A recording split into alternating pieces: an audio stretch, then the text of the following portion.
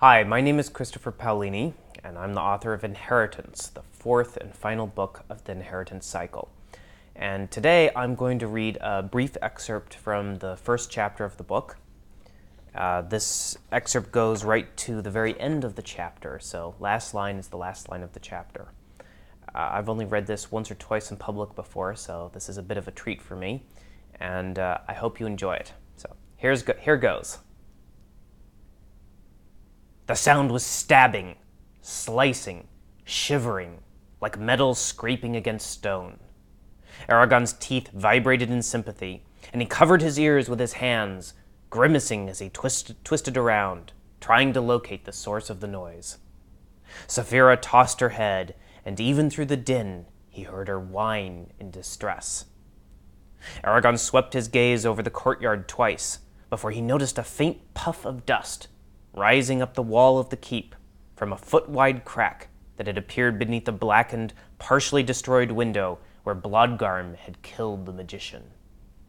As the squeal increased in intensity, Eragon risked lifting a hand off one ear to point at the crack. "Look!" he shouted it to Arya, who nodded in acknowledgement. He replaced his hand over his ear.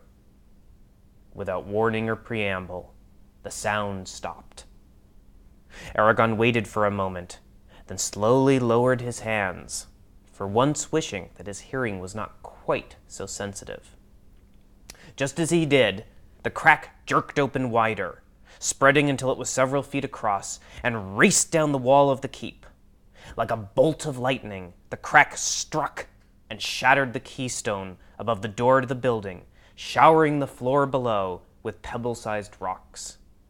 The whole castle groaned, and from the damaged window to the broken keystone, the front of the keep began to lean outward.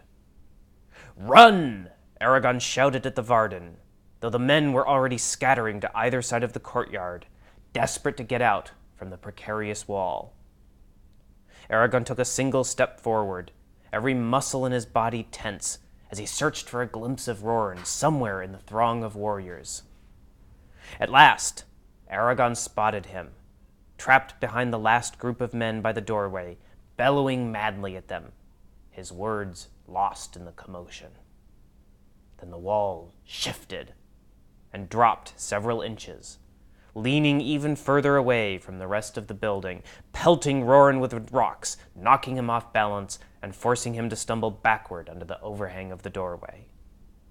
As Roran straightened from a crouch, his eyes met Eragon's, and in his gaze, Eragon saw a flash of fear and helplessness, quickly followed by resignation, as if Roran knew that no matter how fast he ran, he could not possibly reach safety in time.